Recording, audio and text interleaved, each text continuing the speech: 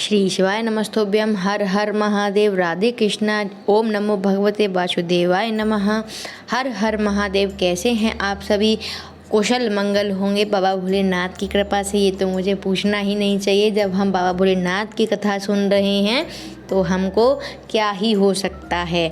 तो आ गई हूँ आज मैं आप सभी के लिए श्री नंदीश्वर श्री शिव महापुराण कथा भाग 4 का सार लेकर के।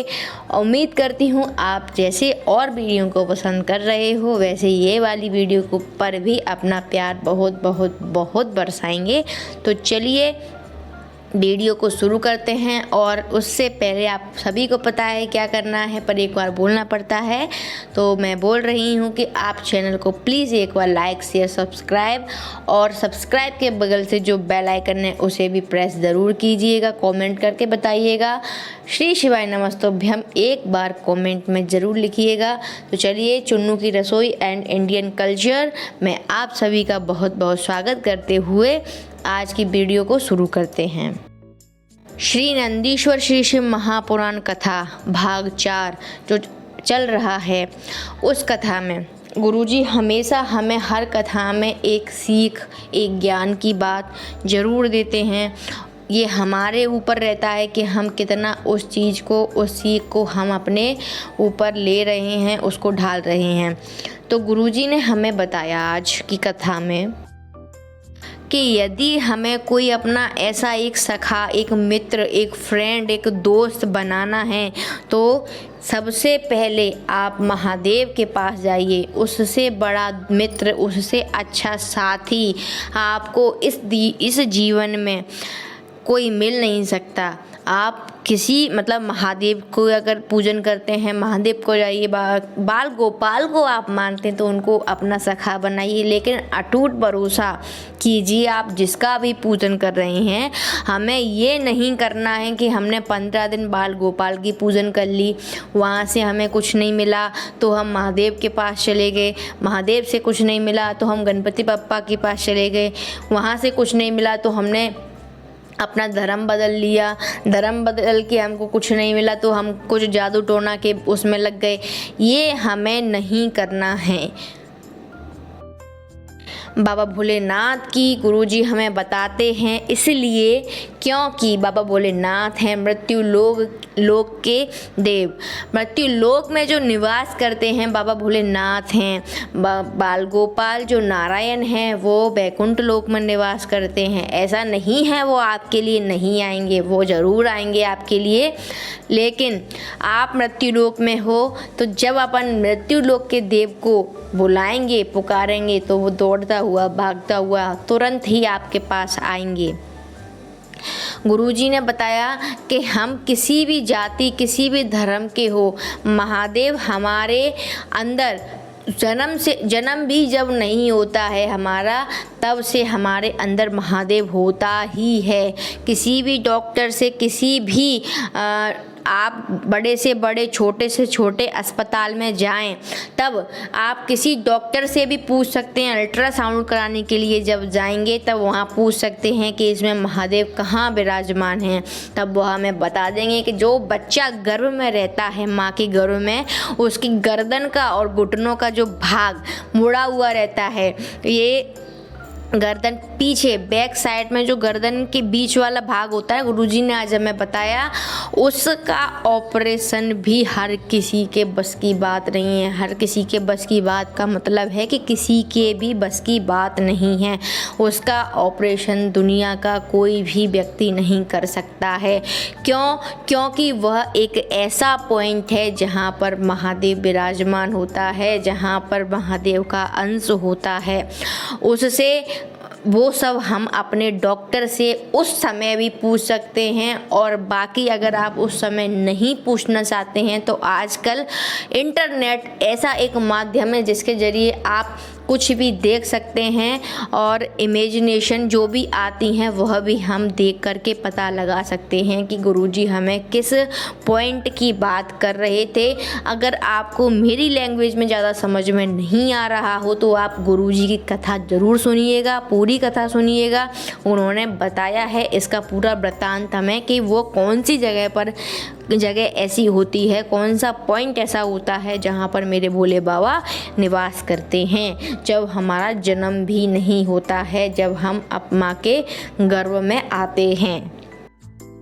उसके बाद कथा की बात करते हैं। तो हमने कल कथा में सुना था कि कैसे नंदी महाराज ने गणेश जी को प्रसन्न किया था। गुरुजी ने हमें बताया कि इसीलिए गणेश जी महाराज को दूर्वा चढ़ाई जाती है। दूर्वा जब हम गणेश जी महाराज को चढ़ाते हैं तो वह प्रसन्न हो जाते हैं, और वह प्रसन्न होकर के देखो क्या होता है। गुरुजी ने हमें एक एग्जाम्पल देकर के बताया। मैं थोड़ा शॉर्टकट में आपसे जल्दी से बोलने का प्रयास करती हूँ, क्योंकि मेरी वीडियो बहुत लॉन्ग हो जाती है तो फिर सही नहीं रहता है थोड़ा। तो मैं बताती हूँ कि बच्चे देखो, गणेश जी भी देवता हैं, वह हम उनका पूजन करेंगे, आराधना करेंगे, वह भी हमारी कार्यों को पूर्ण करेंगे, ठीक है। वह भी हमारी बातों को सुनेंगे, बातों को मानेंगे, जो हमें चाहिए होगा वो देंगे।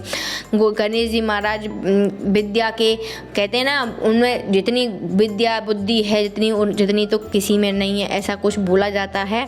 तो जैसे बच्चे अगर कोई काम कर सकता है तो बच्चा अपने आप से कर लेगा। अगर वो नहीं कर पाएगा तो वो अपनी बहन के पास जाएगा, भाई के पास जाएगा, अपनी मैया के पास जाएगा। फिर भी जाकर के अगर काम नहीं होगा तो वो अपने पिताजी के पास जाएगा। तो पिताजी माने अपने पापा जी, मतलब महादेव जी के पास जाएंगे गणेश जी महाराज भी, कि ये परेशानी आ रही है तो इसको कैसे सॉल्व, कैसे इसको सुलझाया जाए। तो यही है कि ये चक्र जो है वो कहीं ना कहीं चलता रहता है, और ये चक्र चलाने वाले भी मेरे महादेव ही हैं। मेरे महादेव को ही गुरुजी ने एक शब्द बताया आज की कथा में कि महादेव को त्रिकालदर्शी ही क्यों बोला जाता है। और किसी के नाम के आगे, ना कन्हैया के नाम के आगे, ना नारायण के नाम के आगे, ना ब्रह्मा जी के नाम के आगे, ना किसी देवी देवता के नाम के आगे त्रिकालदर्शी लिखा गया है। जब किसी देवी देवता के नाम के आगे नहीं रखा गया है, और जब वो उन लोगों के नाम के आगे नहीं रखा है, तो आज की दुनिया में जाने कितने टोटके वाले बाबा आ जाते हैं। वो अपने आप को बताते हैं कि मैं त्रिकालदर्शी हूँ, मैं सारी चीज़ें देख लेता हूँ।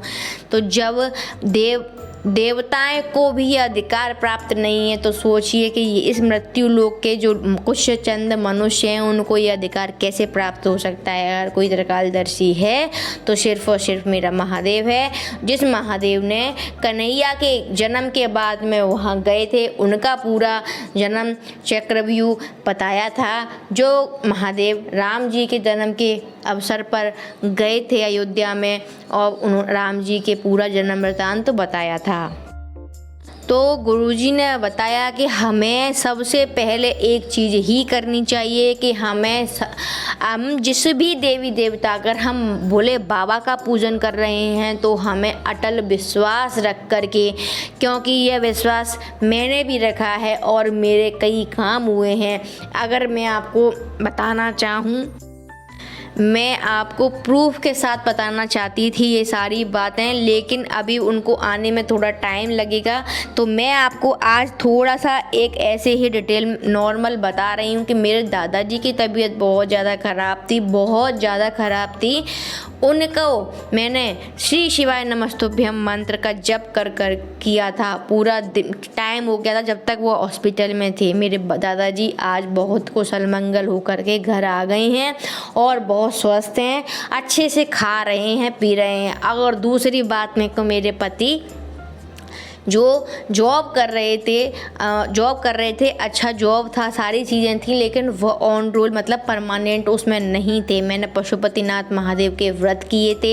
एक व्रत में मेरा कार्य नहीं हुआ, मैंने दोबारा मैंने जो व्रत किया तो मेरा कार्य वह मुझे दुगना मिल कर के, मतलब उनका प्रमोशन भी हुआ है, वो परमानेंट भी हुए हैं, उनकी सैलरी भी बढ़ी है। सारी चीज़ें पढ़ कर के मुझे इस व्रत के प्रभाव से मिली हैं, जो मैंने आज आपके साथ में शेयर किया है। और मैं आपको अगर चाहोगे तो प्रूफ भी बताऊंगी कि जो मैं बोल रही हूँ वह झूठ नहीं है। तो कथा में बताया कि मैया पार्वती जो थी वह बाबा भोलेनाथ की। जैसे नारद जी थे, जब वो छोटी थी तो नारद जी ने उनका पूरा जीवन काल में क्या होना था क्या नहीं होना था वो उन्होंने भविष्यवाणी बताई थी नारद जी ने मैया पार्वती के लिए कि इनको जो पति मिलेगा भस्मधारी जटाजूट वाला मिलेगा। तब मैया पार्वती बाबा भोलेनाथ की आराधना पूजन करती थी। एक मन में उनके भाव आया कि मैं अब शादी करूंगी तो सिर्फ और सिर्फ देवाधिदेव महादेव से करूंगी। मैया पार्वती ने हर आराधना हर पूजन से बाबा भोलेनाथ को मनाने का प्रयत्न किया था कि बाबा भोलेनाथ मान जाएंगे, कैसे भी मेरी सेवा से वह प्रसन्न हो जाएंगे और मेरे से विवाह करेंगे। मैया पार्वती जब बाबा भोलेनाथ की आराधना कर रही थीं तो कौन ऐसा व्यक्ति नहीं था जिसने मैया पार्वती के सामने रोड़े ना अटकाए हों। कहते हैं ना कि तुम्हारे घर के ही तुम लोगों को निराश करने मतलब किसी एक चीज़ में लगे रहोगे आप, तुम्हारा नहीं होगा काम तो तुम्हारे घर के ही तुम्हारे पीछे पड़ जाएंगे कि ये छोड़ दो, अब ये छोड़ दो, तुम्हें मतलब एकदम से निराश कर देंगे कि ये चीज़ें नहीं। लेकिन मैया पार्वती ने नहीं सुना। मैया पार्वती से यहाँ तक कि कह दिया कि आप विष्णु भगवान से शादी कर लीजिए, विवाह कर लीजिए। बाबा भोलेनाथ से विवाह करके आप क्या करोगी, वो तो जटा जुट बांधने वाला बिच्छू सांप लपेटने वाला है, ना तो कोई वस्त्र पहनते हैं ना कुछ पहनते हैं, आप उनसे शादी करके क्या करोगी। मैया पार्वती से ये सब उनके सारे घर वालों ने बोले, पर मैया पार्वती नहीं मानी, आराधना में लगी रहीं, पूजन में लगी रहीं। लेकिन बाबा भोलेनाथ भी कहते हैं ना जितने ही सरल हैं उतने ही कठोर हैं। मैया पार्वती बहुत वर्षों तक आराधना में लगी हुई थी लेकिन बाबा भोलेनाथ नहीं माने थे। लेकिन एक दिन आया था हरितालिका तीज का दिन, जो कि गुरुजी ने हमें कई बार बताया है। हरितालिका दिन का पूजन करने से मैया पार्वती ने पूजन किया था। एक नाक के छिद्र से जो सांस ले रही थी मैया ने, उस दिन वो भी लेना बंद कर दिया था, खाना पीना सब बंद कर दिया था। तो उस दिन बाबा भोलेनाथ प्रसन्न हुए थे, प्रसन्न होकर के वो सामने आए थे, सामने आकर के उनका फिर विवाह हुआ था। ऐसी जो क्रिया विधि है वो गुरुजी ने हमें कई बारी बताई है, हम सभी को पता भी है। उम्मीद करती हूँ कि आपको यह वीडियो बहुत बहुत पसंद आई होगी। पसंद आए तो प्लीज़ मेरे बाबा भोलेनाथ को आप क्या दोगे वो आपको ही दे देंगे, लेकिन प्लीज़ मुझे दे दीजिएगा। एक लाइक ज़रूर से दीजिएगा और ज़्यादा से ज़्यादा सब्सक्राइब भी कीजिएगा। चलिए इसी के साथ मैं विदा करती हूँ और एक बार बाबा का ध्यान करते हैं। श्री शिवाय नमस्तोभ्यम, श्री शिवाय नमस्तोभ्यम, श्री शिवाय नमस्तोभ्यम, श्री शिवाय नमस्तोभ्यम, श्री शिवाय नमस्तोभ्यम। बोला सब दुख काटो मारा, ओ भोला सब दुख काटो म्हारा। शिव शंकर जपू तेरी माला, भोले बाबा जपू तेरी माला, बोला सब दुख का